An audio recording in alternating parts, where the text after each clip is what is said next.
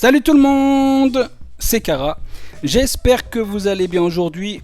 On continue la série donc de présentation de ma PC. Donc PC, je remets en contexte. Donc c'est ma collection principale.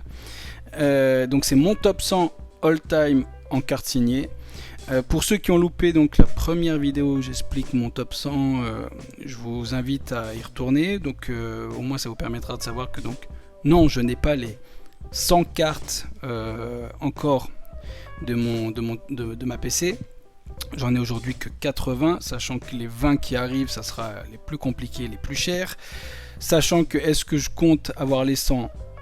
Non, parce que je sais très bien que financièrement, je ne pourrais pas suivre pour acheter du Jordan, pour acheter du Kobe, pour acheter du LeBron, pour acheter du Will Chamberlain, même si j'en ai loupé une qui était accessible, abordable donc dernièrement, mais sinon c'est beaucoup trop rare et beaucoup trop compliqué. Voilà, il y a des joueurs comme ça qui sont vraiment trop compliqués. J'en oublie sûrement, mais voilà.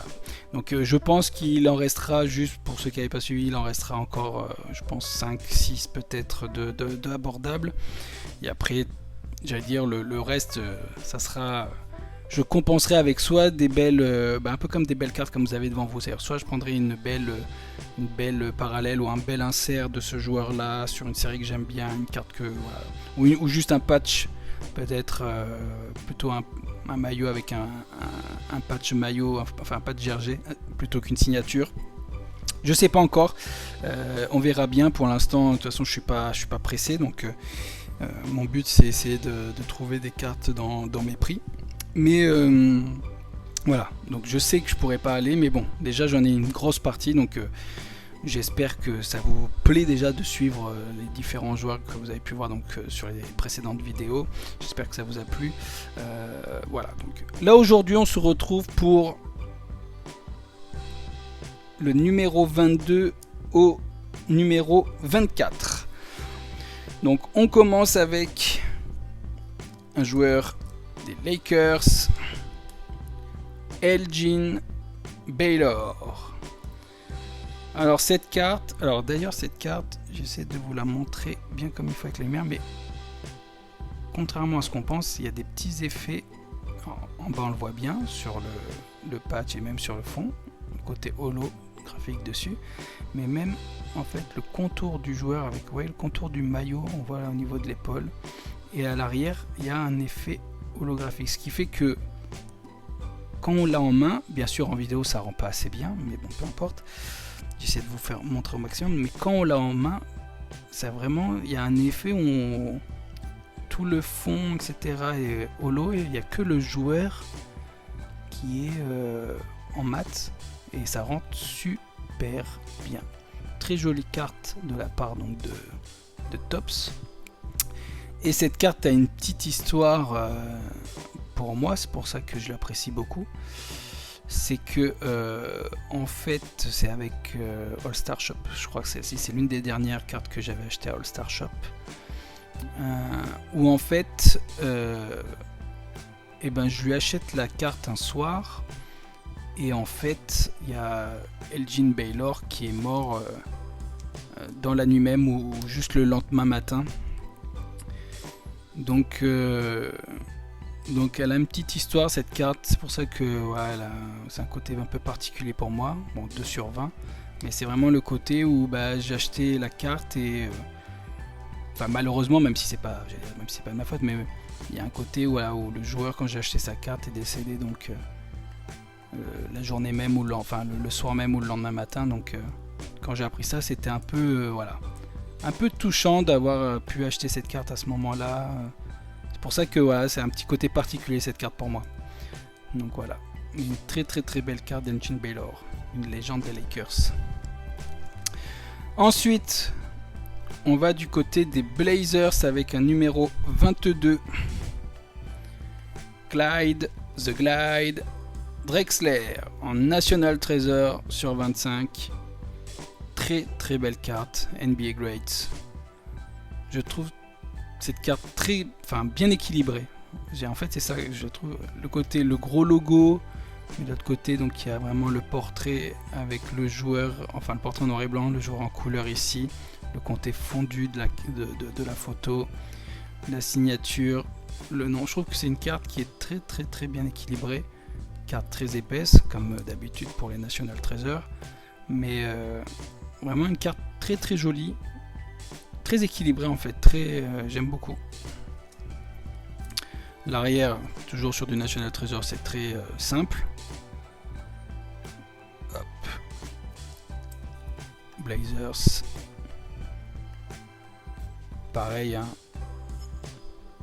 C'est un joueur qui planait, hein, d'où son nom, mais qui vraiment, quand on regarde certaines mixtapes de lui aussi, on parle souvent de Jordan qui vole et qui reste très longtemps en l'air, ce qui est vrai. Mais je trouve que vraiment Clyde Drexler, il y avait un côté vraiment un côté pareil où quand il est en l'air et qu'il a pris le jump, on dirait qu'il plane. Ça veut dire que quand il saute, il saute pas très haut, mais il reste très longtemps à la même hauteur. Il n'y a pas vraiment le côté rebond, il y a vraiment le côté, il prend une hauteur puis il reste, il flotte. Vraiment, c'est ça. Et c'est impressionnant. Pareil, des beaux dunks, des belles pénétrations, des beaux finger rolls. Vraiment un très bon joueur que ce Clyde Drexler. Après, pareil, il y en a qui disent si seulement avec leur pick numéro 2 ils avaient drafté Jordan, est-ce qu'on aurait pu avoir un Drexler Jordan dans la même équipe? Est-ce qu'ils auraient pu? Ça c'est des what if, hein, on saura jamais, mais on se pose toujours la question. Il y en a plein des what if comme ça, mais peut-être que ça pourrait être un sujet, hein, de la chaîne, les différents what if, et essayer de prendre un what if et de se poser la question comment ça aurait pu se passer, etc. C'est peut-être pas mal. Mais voilà, c'est vrai que c'est un what if, mais bon, vu qu'ils avaient déjà Clyde Drexler, ils n'avaient pas voulu prendre pour pas entasser sur le même poste, parce qu'à l'époque, on respectait beaucoup plus les postes qu'aujourd'hui, et donc pour pas avoir Clyde Drexler et Jordan dans la même équipe. Ensuite, on va du côté donc de chez Louis, avec une carte. Alors pareil, je suis désolé, pour l'instant j'ai un vieux top loader en protection, et forcément, en même temps ça va me permettre de parler d'un sujet. Donc après je vais peut-être sortir la carte pour vous la montrer, mais en même temps ça me permet donc de vous dire, arrêtez quand vous envoyez des cartes, c'est-à-dire quand on achète des cartes, arrêtez de mettre du scotch sur les top loaders. Arrêtez ça. Ah oui, je pourrais prendre de l'acétone, nettoyer le top loader, ou en acheter un parce que les top loaders ça coûte pas cher. Là-dessus je suis d'accord. C'est vrai, j'aurais pu prendre un autre top loader pour vous montrer pour la vidéo, mais en même temps ça permet de... Je ne sais pas, moi quand j'envoie des cartes, c'est-à-dire quand les gens m'achètent des cartes ou quand j'envoie des cartes par rapport à mes créas, oui je mets mes cartes dans un top loader, mais par-dessus le top loader, je mets ici un bout de carton, derrière je mets un bout de carton, je fais passer du scotch au niveau du carton, sur le côté, pour qu'elle soit bien protégée, et surtout les gens quand à la fin ils enlèvent le scotch, ils enlèvent le carton, le top loader il est nickel derrière, c'est pas compliqué, ça dure 2 secondes à faire. Je sais pas, un carton ou même une enveloppe. Au pire vous mettez top loader dans une enveloppe, vous fermez bien l'enveloppe, vous mettez du scotch autour pour pas que ça bouge, et au moins quand vous déballez, et ben vous avez pas ces traces là. Je vous le dis, hein, sur plein de cartes que j'ai achetées, mais plein, les gens ils mettent le scotch directement, boum, ils collent des cartes là, des fois, soit des cartes cadeaux, vous savez, en fait ils mettent cette carte, la carte principale dans un top loader, puis à côté ils vous mettent des petites cartes cadeaux, ce qui est très gentil, ça en tout cas c'est très sympa. Ils en mettent 2-3 et puis à la fin, pouf, ils mettent du scotch pour faire tenir le tout. C'est dommage, ça abîme le top loader, ça abîme les cartes derrière. Et voilà, donc tout ça pour dire, hop, je vais vous montrer la carte, je vais essayer de la sortir proprement sans l'abîmer parce que c'est pas le but. Au moins vous allez la voir. Est-ce que j'arrive à la prendre? Ouais, ça y est. Donc hop, voilà, au moins ça vous permet de la voir un peu mieux sans les traces.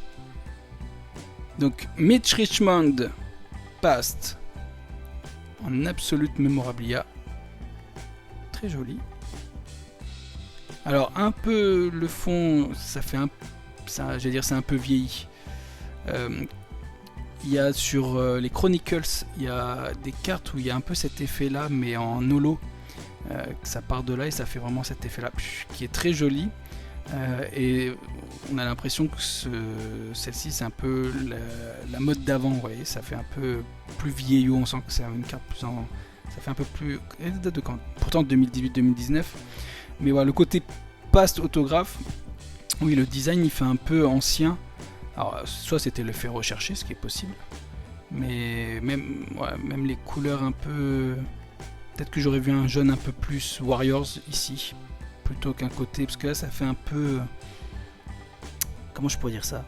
Pas camel, mais jaune, jaune marron, bon. Enfin, vous avez la couleur dans les yeux, donc ça fait un peu, ouais, ça fait un peu vieilles images. Alors soit c'était l'effet recherché, et bon, après c'est une question de goût, moi je suis pas ultra fan. Par exemple je préfère ça. Ouais, ils auraient fait ça passe autographe devant. En fait ils auraient inversé, ça m'aurait pas dérangé, vous voyez. Un côté plus design comme ça, ça fait le tour vers le haut, clac clac clac. Ici là, le tac avec le passe autographe avec le logo et la signature en dessous. Presque, bah ouais, presque j'aurais préféré comme ça. Regardez. Prenez cette carte là, vous enlevez ça, là, ça, passe autographe, le logo peut-être un peu plus gros, etc. Et là il y a la signature dessous, collée. Bah, peut-être que j'aurais préféré plutôt que comme ça. Bah, dites-moi en commentaire, vous préférez quoi, le côté recto ou le côté verso? Si ça avait été, voilà, faut imaginer ça, si ça avait été le devant avec la signature en dessous, ou est-ce que vous préférez ceci? Dites-le moi en commentaire, moi ça, s'il faut, il n'y a que moi qui préfère le verso que le recto. Mais bon, tout ça pour dire, Mitch Richmond aux Warriors, numéro 23. Hop, on va remettre cette carte quand même dans le top loader. Hop, on va pas l'abîmer. Tac. Ah, excusez-moi pour le bruit, mais hop, c'est pour bien enfoncer la carte dans le top loader. Et on est bon. Ensuite, on continue avec un numéro 23 qui est actuellement aux Lakers. Mais à l'époque, il n'était pas aux Lakers. Est-ce que vous savez de qui je parle? Eh oui, vous avez deviné forcément, c'est... Non, c'est pas LeBron James. C'est Anthony Davis aux Pelicans avec ce fameux jersey à manches. Car oui, si vous avez 17 ans et que vous suivez la NBA que depuis 2 ans, la NBA a eu pendant 1 ou 2 ans, je crois, 1 an, 2 ans, je sais plus, a eu des maillots à manches et c'était pas beau. Alors non, faut pas faire une généralité. Sur certains jerseys, c'était plutôt, ça passait bien. Sur d'autres, c'était pas beau du tout, mais globalement, les fans de NBA, enfin justement les gens qui suivent la NBA n'étaient pas trop fans de ces jerseys à manches. Donc là vous pouvez voir enfin, ah oui d'accord, la photo, et puis là on voit l'autre côté de la photo avec son coéquipier derrière, Anthony Davis aux Pelicans. Tiens d'ailleurs, si Gilles, j'ai une question pour Gilles. Si Gilles regarde la vidéo, il me le dira soit sur Twitter, soit en commentaire de la vidéo YouTube. Vu que là c'est un... Je vais utiliser le mot. Vu que là c'est un maillot avec des manches. Alors, parce qu'on dit pas maillot en basket, on dit jersey, hein, sinon on se fait taper sur les doigts, surtout par Gilles. Mais vu que là il a des manches, est-ce qu'on appelle ça toujours un jersey ou on appelle ça un maillot? C'est-à-dire, est-ce que le fait qu'il y ait des manches, ça reste un jersey ou pas? Ou est-ce que ça devient un maillot, comme au foot? Bonne question. Gilles, tu me diras.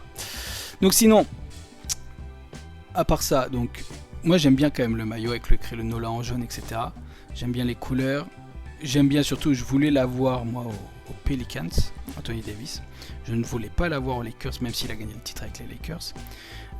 Parce que ça c'est personnel. Après, voilà, moi je voulais vraiment l'avoir sous le maillot des Pelicans. Et donc je suis content d'avoir eu cette carte là. Donc ça c'est grâce à un contact sur Facebook que j'avais eu l'occasion de pouvoir obtenir cette carte. Et donc voilà, vraiment une très très jolie carte en prisme.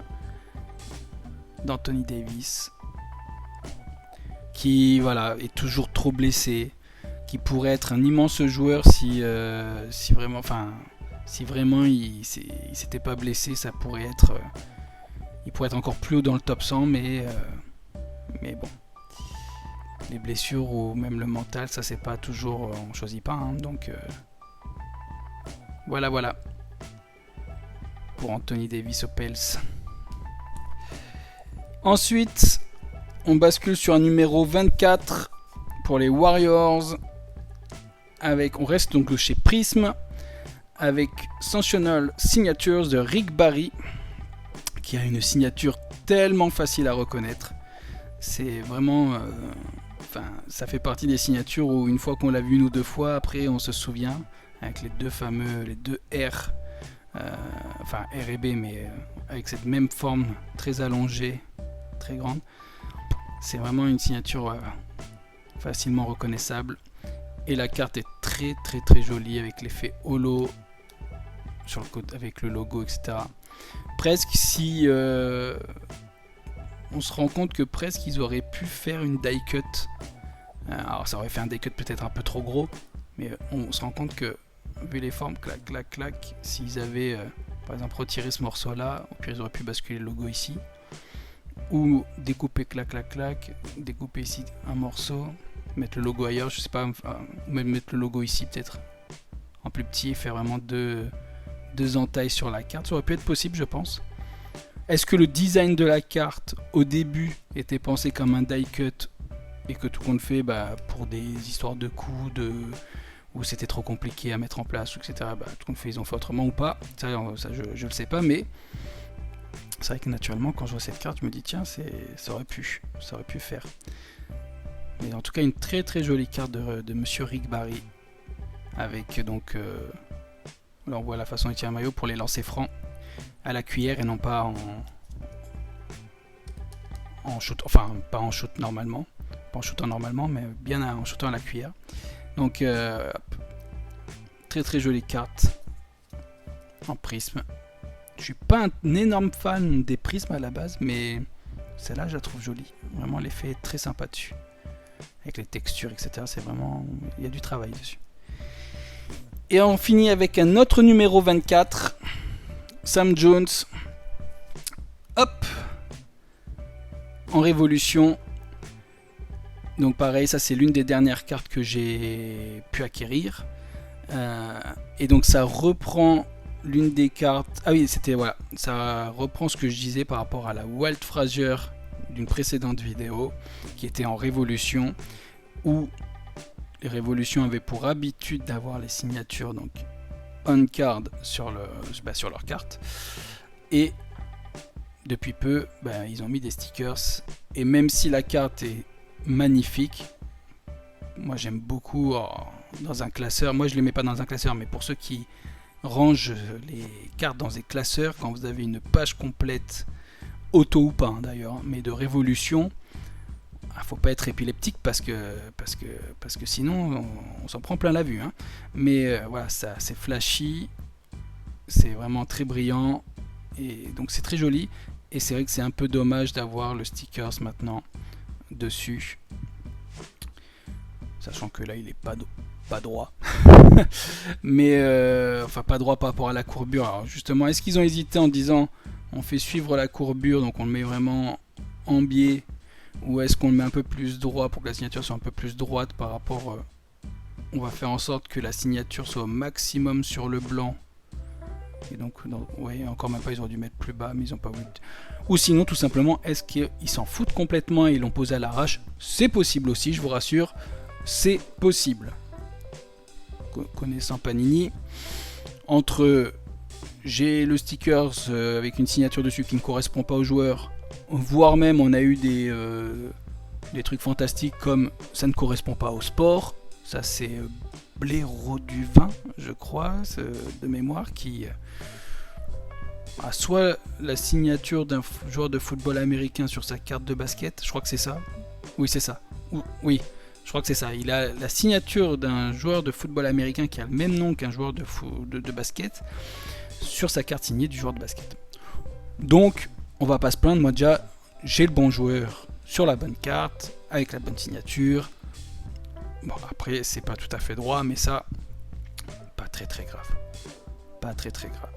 Donc, en tout cas, la carte est très jolie avec le vert Boston, etc. Le joueur, après, c'est Sam Jones, c'est un vieux joueur, donc pour trouver des photos différentes et de bonne qualité, c'est compliqué. Donc, c'est vrai que quand on parle de Sam Jones, on a souvent cette photo-là qui arrive, donc voilà. Mais voilà, Sam Jones, hop. Pour les Celtics. Ben apparemment j'ai beaucoup trop parlé, puisqu'on est déjà à plus de 20 minutes de vidéo, sachant que je vais devoir mettre les photos derrière, donc on va exploser le record. Donc si vous avez passé un bon moment en tout cas, c'est pas dérangeant. Sinon si vous dites que je parle trop, faut le dire en commentaire. Mais voilà, sinon n'oubliez pas de liker la vidéo, de mettre un petit commentaire, vous dire un peu quelle carte vous avez préférée. Voilà. Tout simplement pour pouvoir échanger de notre passion commune.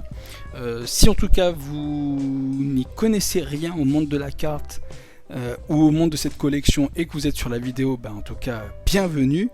J'espère que ça vous a plu. Si vous avez besoin de plus de renseignements, je vous mets mon Twitter et mon Instagram donc dans la description. Et si vous avez besoin de renseignements, que vous voulez vous lancer dans une collection de cartes NBA, etc., c'est avec plaisir que je pourrais peut-être vous aiguiller. Alors soit je pourrais moi-même vous donner des conseils, si vraiment vous avez des questions trop précises, je vais vous aiguiller vers des personnes compétentes et qui s'y connaissent encore plus que moi. Et donc voilà, mais en tout cas si je peux aider ou si vraiment vous voulez vous lancer dans le monde de la collection, bienvenue parmi nous, bienvenue parmi les fous furieux de la collectionnite aiguë. Et en tout cas voilà, donc j'espère que ça vous plaît. J'espère que cette vidéo vous a plu et donc la prochaine fois, j'ai pas encore en tête, mais bon, je pense qu'on va monter d'un cran par rapport au numéro, parce que de mémoire des numéros 25-26, faut que je regarde, je crois que j'en ai un, mais après on va tout de suite monter un peu, on va arriver dans le numéro 30 où là on commence à avoir pas mal de cartes avec un numéro 32, 33, etc. Je pense que vous imaginez bien. Donc voilà. En tout cas, je vous retiens pas plus longtemps. Merci d'être parmi nous pour suivre ces vidéos. Et donc j'espère que ça vous plaît. Et en tout cas, portez-vous bien. J'espère vous voir sur la prochaine vidéo. A plus les gars. Ciao ciao.